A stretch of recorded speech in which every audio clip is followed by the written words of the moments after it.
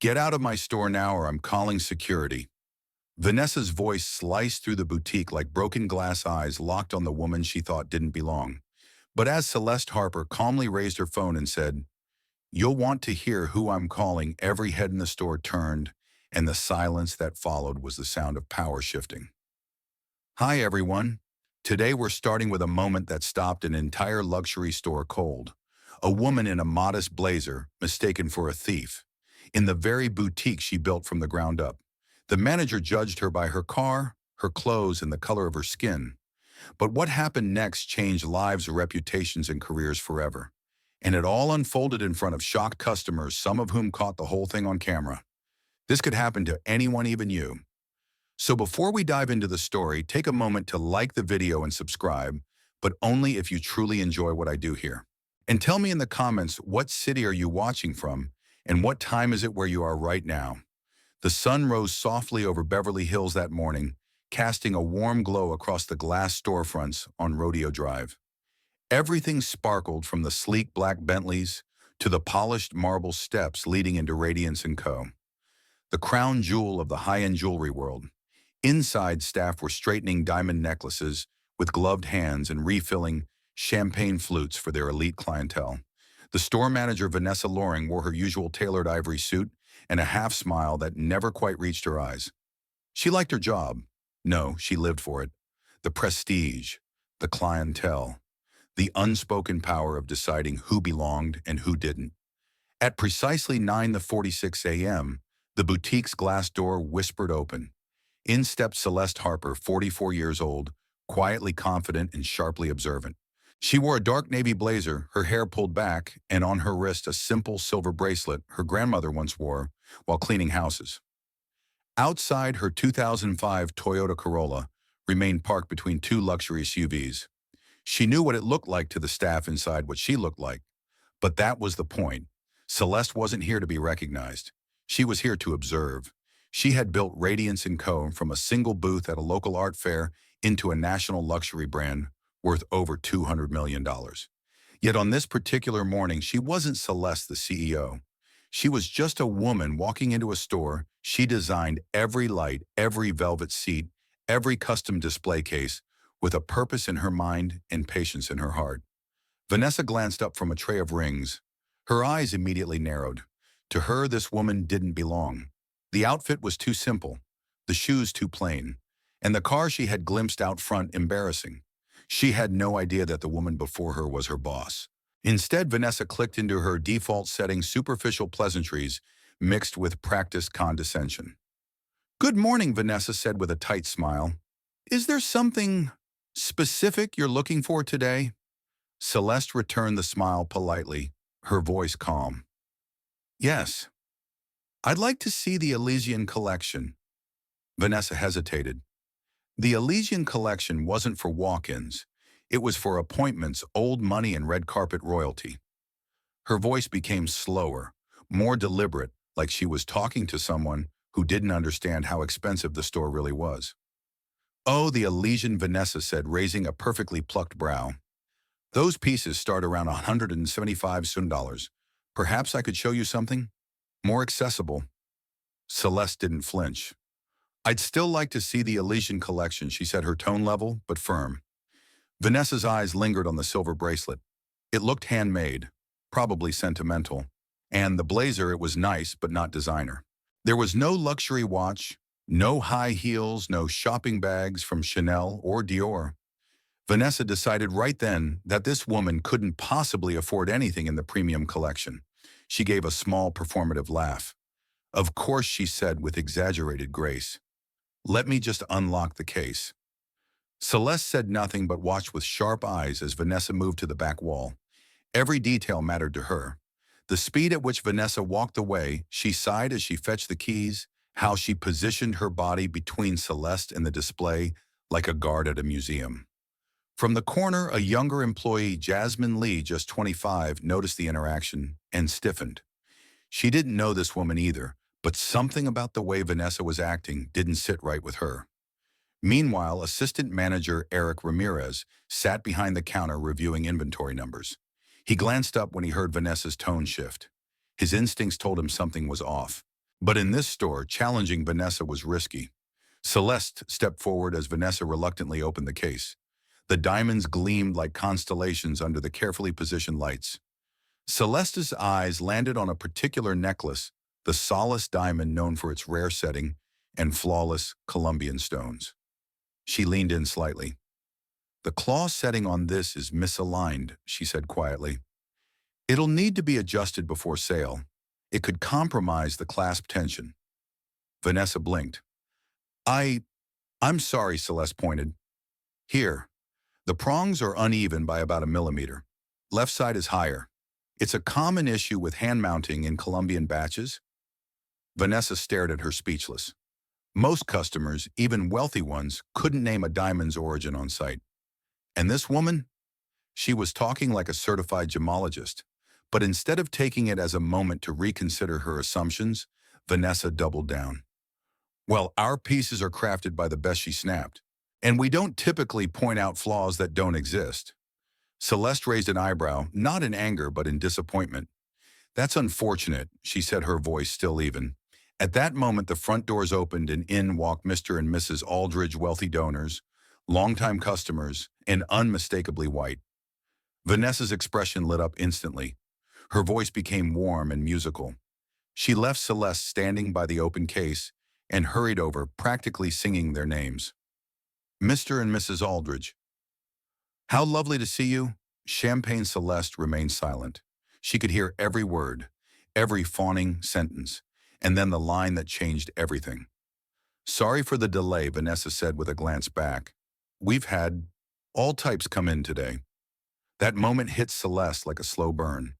It wasn't the first time in her life someone had made assumptions based on how she looked, but it was the first time she'd seen those assumptions poison something she built with her own hands. She turned back to the Elysian case still open, still waiting to be closed.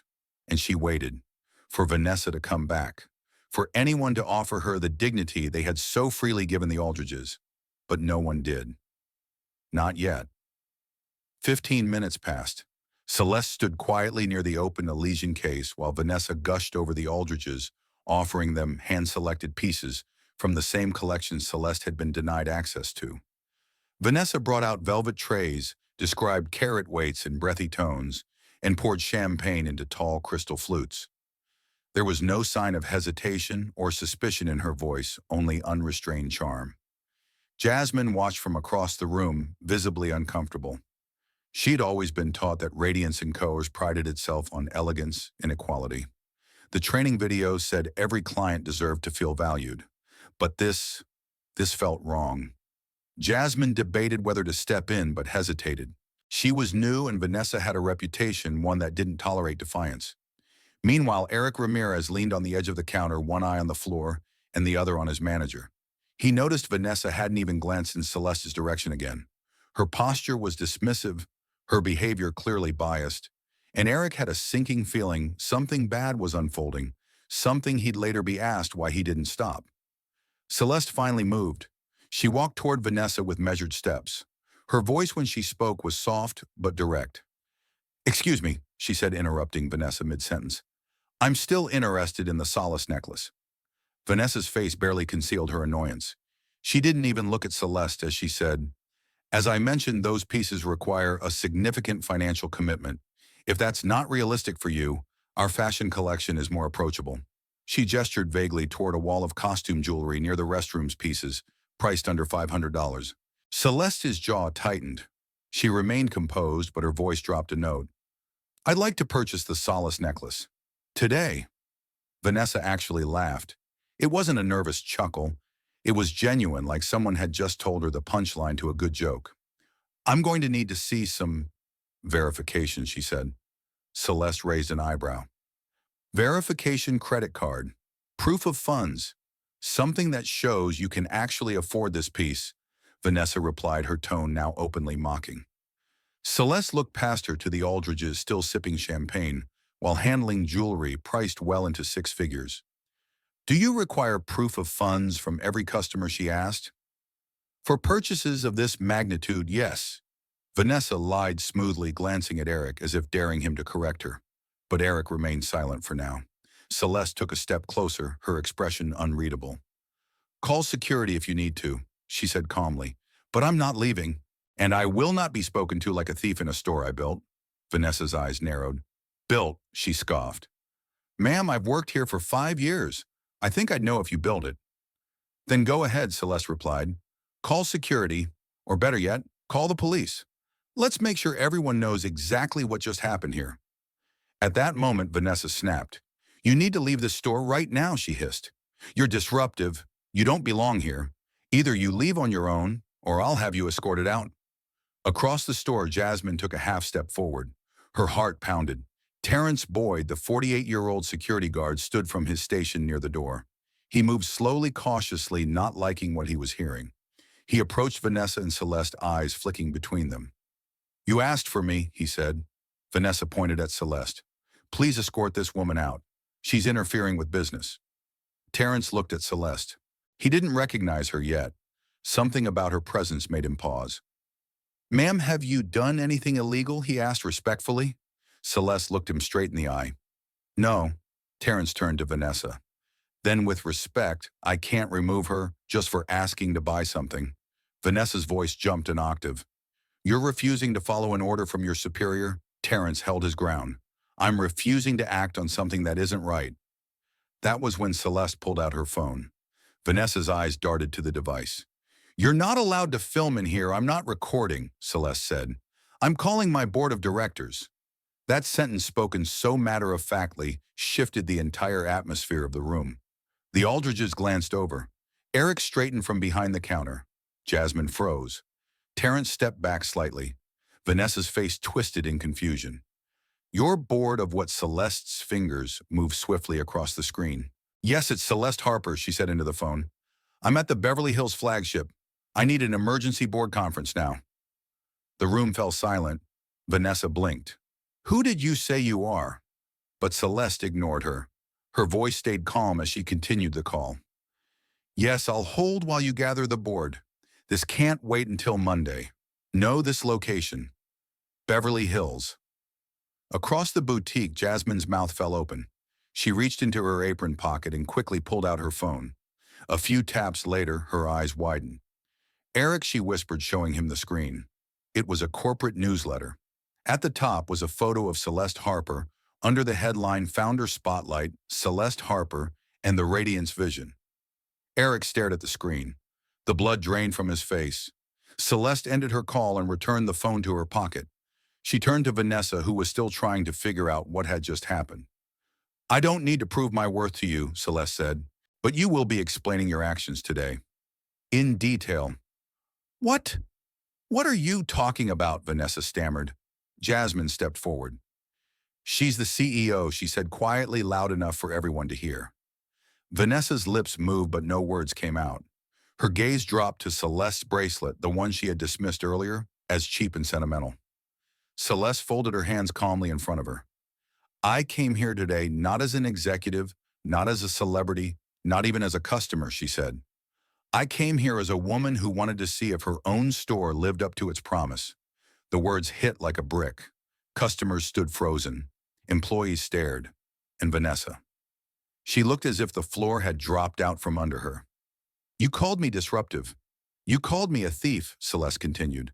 But I'm the one who signed your contract 8 months ago. I'm the reason this store even exists. No one spoke. Not even the music dared to fill the silence. The silence in the boutique pulsed like electricity. Vanessa's mouth opened, then closed again, her carefully constructed facade cracking at the edges. Her voice, when it finally returned, was small and shaky. You're Celeste Harper, she asked, as if the name were a riddle too big for her to solve. Celeste didn't answer. She didn't need to. Every person in the store was now watching her, not with suspicion, but with dawning realization. Jasmine took a subtle step back, her eyes filled with a mix of awe and vindication. Eric ran a hand over his mouth, whispering something under his breath that sounded suspiciously like a prayer. Terrence crossed his arms and stood taller. Vanessa's voice broke the silence again. There must be some misunderstanding. I didn't mean. Celeste's expression remained composed. You meant exactly what you said. Every word. Every assumption. Vanessa's face flushed. but she pushed on her words, tumbling out like someone trying to outrun a storm. I was just following store policy. We have procedures for high-value purchases. I didn't know who you were. If I had known, of course, I would have. Celeste interrupted, her tone cool and steady. You would have fawned, offered me champagne, and pulled out every tray in the vault. You would have pretended to respect me. But the point isn't how you treat the CEO. The point is how you treat the woman you thought wasn't worthy. The blow landed hard. Vanessa's eyes shimmered, her voice cracking now. I was trying to protect the brand. I thought you might. I didn't think you belonged here. You're right, Celeste said softly. You didn't think. You judged. You looked at my clothes, my skin, my car, and decided who I was before I ever opened my mouth.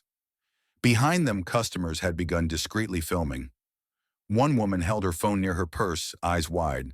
Another man had stepped back into the store instead of exiting, captivated by the scene unraveling before him. This wasn't a scolding. This was a reckoning. I've built Radiance & Co. from nothing, Celeste continued, her voice rising just slightly. I've spent 20 years turning dreams into a brand that people trust, a brand that you represent, and today you demonstrated everything we stand against. Vanessa's composure collapsed like a house of cards. Please, she begged, the word escaping her like air from a balloon. I didn't know. I didn't mean to. But you did, Celeste replied. The room remained still. Even the air felt heavier. Eric stepped forward, now his voice quiet. Ms. Harper, he began carefully. I had no idea. If I had known who you were, Celeste turned to him. That's not the point either, Eric. You shouldn't need to know someone's title to do the right thing. Eric nodded slowly, shame flickering in his eyes. Terrence spoke up, his voice calm but firm. She asked me to escort you out. I refused. It didn't feel right. Celeste looked at him, her eyes softening. And that's why you still work here. Jasmine, emboldened, stepped beside Eric. I didn't know who you were either, but I knew how you were being treated was wrong. I wanted to help. Celeste smiled gently. You did more than help. You remembered what we're supposed to be. Vanessa took a desperate step forward. Celeste, Ms. Harper, please, I can explain. I've worked so hard here. I have bills, kids, a mortgage. I just made a mistake. Celeste's face didn't harden, but her silence said everything. Vanessa's desperation spilled out in a frantic wave. You don't understand. I thought maybe you were just trying to get close to the collection, that you were casing the store, Celeste finally responded. So now I'm a criminal too. No, that's not what I meant, Vanessa cried. But it was what she meant, and everyone in the room knew it. Celeste took a breath, then slowly reached into her purse. She pulled out a simple white business card and held it between two fingers. No fanfare, just truth. She walked over and placed it on the glass counter in front of Vanessa. Vanessa looked down. Celeste Harper, founder and chief executive officer, Radiance & Co. The card may as well have been a death certificate for Vanessa's career. Her breath hitched. Her hand trembled. Please, she whispered again. I'll do sensitivity training. I'll take a pay cut. Just don't fire me. Celeste took a step back and folded her arms. Vanessa, she said evenly, you were entrusted to uphold the culture of this company. Instead, you poisoned it. You made a mockery of everything I've fought to build. Vanessa began crying in earnest, now ugly public sobs that echoed through the room. Celeste didn't look away.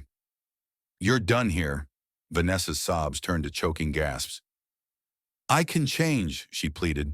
No, Celeste said softly, you could have changed at any moment in the last 30 minutes. But you chose not to. You doubled down. Eric and Jasmine stood frozen, neither daring to speak. Celeste turned to them. Eric, I've seen your record. You've worked hard, and I know this job means something to you. From this moment forward, you're the manager of this location. Eric blinked. I am, Celeste said. Effective immediately. Jasmine let out a gasp. Celeste looked at her next. Jasmine, I want you as assistant manager. Your integrity today was rare. Don't lose it. Jasmine's hands flew to her mouth. She nodded, eyes wide with emotion. Celeste turned to Terrence. And you, sir, are getting a raise and a commendation. I'll make sure of it myself. Terrence gave a respectful nod. Thank you, ma'am. Vanessa had slumped into the nearest chair, sobbing into her hands, her pristine suit wrinkled and damp with tears. Her world had unraveled in less than 10 minutes. And the worst part, she knew she had done it to herself. Celeste walked to the center of the boutique and turned to face the gathered crowd. Employees, customers, even those who had wandered in mid-confrontation, were watching in silence. "I want everyone to hear this," she said clearly. "This is not about race alone. This is not just about appearance or status. This is about values. Radiance & Co. was founded on dignity, inclusion, and respect. No one gets to decide who deserves to be treated like a human being." A soft round of applause broke out in the back. One customer wiped away a tear. Celeste stepped back toward the Elysian case and ran a finger gently along its glass edge. She looked up again. "And let me be perfectly clear," she said. "Discrimination, whether loud or quiet, ends today. In this store, and every store that bears my name." Vanessa had curled into herself, silently devastated. And Celeste. She stood like a pillar in the middle of the storm, unmoved, calm, and in full command of the empire she had built with nothing but grit, vision, and a backbone of steel. The boutique hadn't felt this still since it first opened its doors. A hush had blanketed the room, not out of fear, but out of reverence. What everyone had just witnessed wasn't just a firing or a confrontation. It had been a reckoning, one that peeled away the polished layers of luxury and exposed the beating heart beneath justice earned through quiet strength. Vanessa remained slumped in the velvet chair she had once reserved for high-spending clients, the same one she'd denied to Celeste less than an hour ago. Her mascara ran in black trails down her cheeks, and her posture had deflated into something that looked more like a child in trouble than a store manager at the height of her power. Celeste stood at the center of it all. No security entourage, no dramatic exit plan, just the kind of calm that came from knowing exactly who she was and why she was there. She turned her attention toward her new manager. "Eric," she said, her tone gentle but firm, "I need you to contact HR. Inform them of the personnel changes here today. We'll handle Vanessa's formal termination paperwork immediately." Eric nodded, still stunned. "Yes, ma'am. I mean Ms. Harper. Right away." And Jasmine Celeste continued looking at the young woman who had shown quiet courage when it mattered most. "I'll have the onboarding documents for your new role emailed this afternoon. You'll begin training next week." Jasmine's eyes brimmed with emotion. "Thank you," she whispered, barely able to get the words out. "Thank you so much." Celeste smiled softly. "You earned it." Then she turned to Terrence, who was still standing with arms crossed near the doorway, his eyes steady and respectful. "Terrence," she said, "I'll be submitting a commendation for your file today, and you'll receive a raise effective immediately. Your instincts, your judgment, they saved the store from making a bigger mistake than it already had." Terrence gave a humble nod. "I just did what felt right." "And that's exactly why it was right," Celeste replied. In the far corner of the store, one of the older customers, a woman in her late 60s with a quilted leather handbag and soft pink lipstick, stepped forward. "Ms. Harper," she said delicately, "I watched the whole thing. I came in looking for an anniversary gift, but I found something far more valuable." Celeste tilted her head with curiosity. "And what's that?" "A reminder," the woman said. "That character always matters more than clothing, and leadership is about how you carry yourself when no one knows your name." Celeste nodded appreciatively. "I couldn't agree more." Several customers applauded softly. A few even placed the jewelry they had intended to buy back into the cases, their priorities quietly shifting.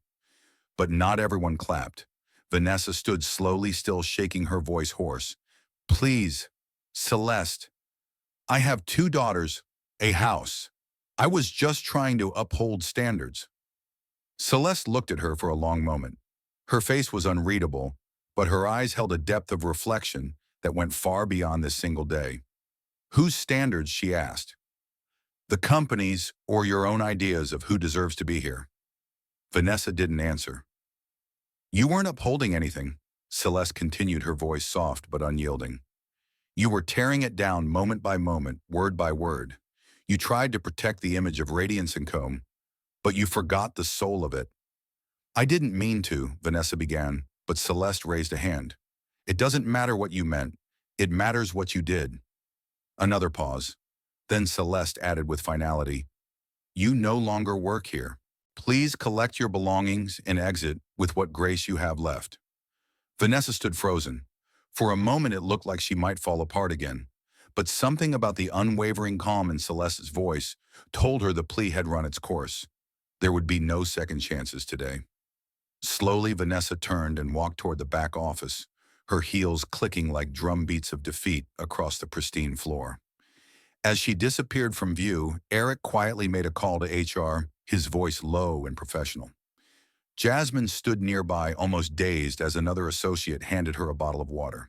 Terrence resumed his post at the front, nodding respectfully to each customer, as if silently assuring them order has been restored.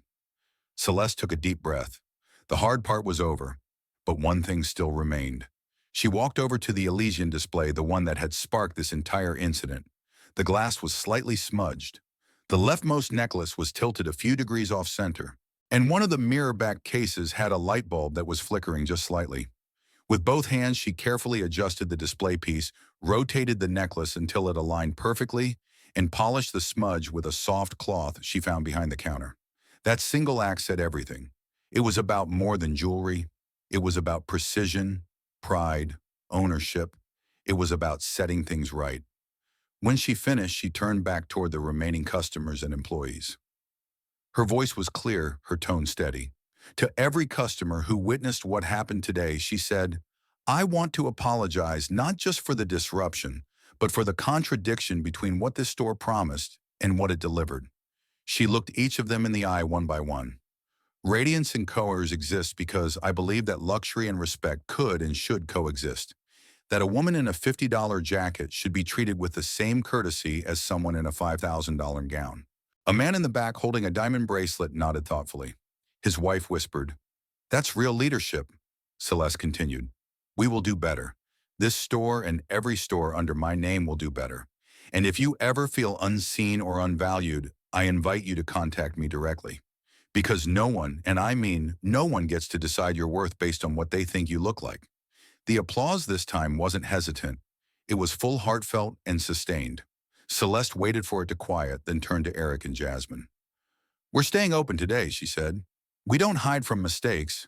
We fix them, then move forward." Eric nodded. "We'll handle everything," good Celeste said. Just then, Vanessa reappeared at the back of the boutique, carrying a small box of personal items. Her steps were slower, her head lower. She reached the entrance and paused, turning to face Celeste one last time. "I know I've lost everything," she said quietly, "but for what it's worth, I'm sorry. You've built something incredible here. I wasn't worthy of it." Celeste didn't smile, but her voice was kind. "I believe you are sorry," she said, "but being sorry doesn't erase harm. That's something you'll have to carry and learn from." Vanessa nodded and stepped out into the sunlight. The door closed behind her with a soft final chime. For a few moments the store stayed silent again, not from tension, but from reverence.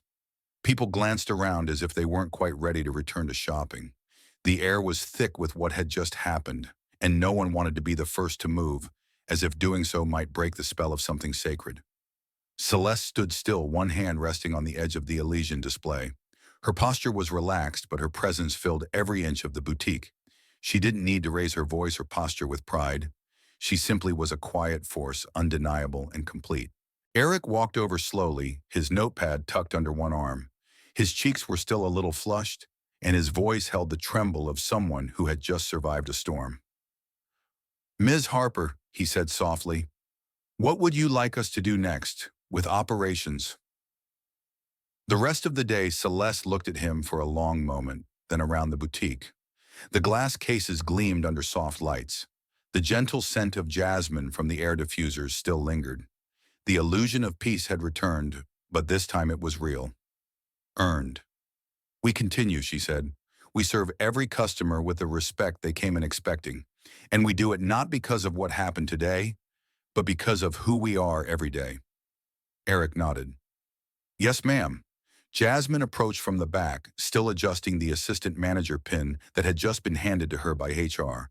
She looked overwhelmed, but she was smiling, eyes filled with quiet joy. She stood next to Eric now, no longer in his shadow, but beside him as an equal. A few customers slowly resumed browsing, their glances still drifting toward Celeste from time to time, like they needed to see her to believe what they'd witnessed. A woman in a wide-brimmed hat looked at a pearl bracelet, then asked Jasmine to try it on.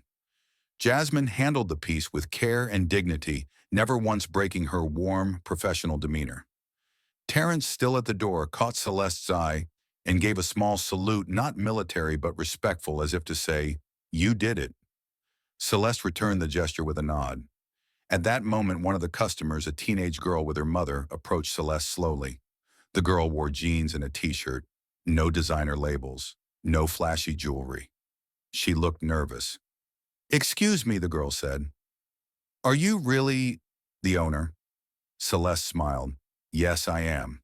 The girl looked down at her own sneakers, then back up.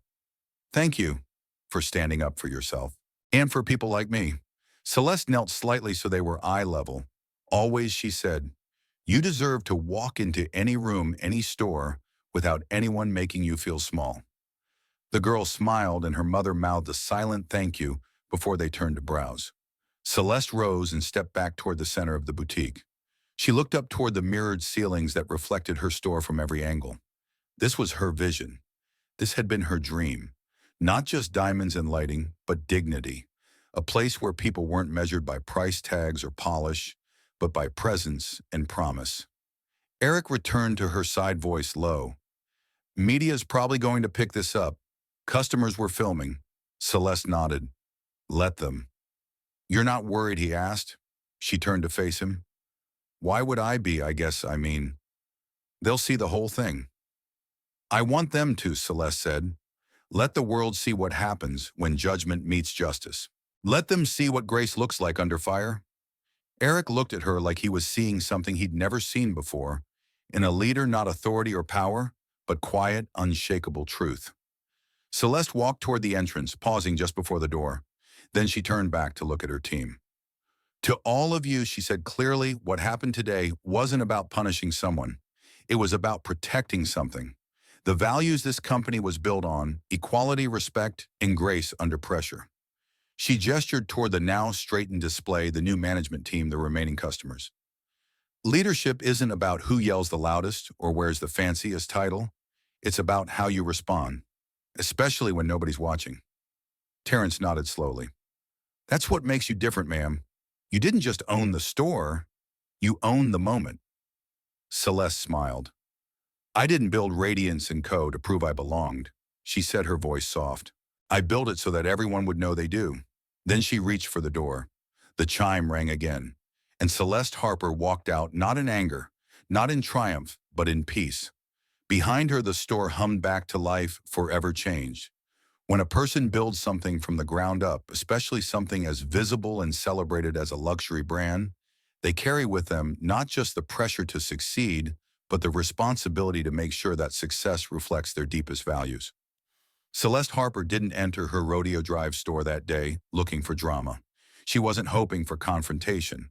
What she was hoping to find was dignity, respect, a confirmation that the culture she created still lived in the people she hired to uphold it. What she found instead was a painful but important reminder that power, when handed to the wrong hands, can be misused quietly, subtly, and sometimes with devastating precision. But here's the truth. Justice doesn't always wear a robe or bang a gavel.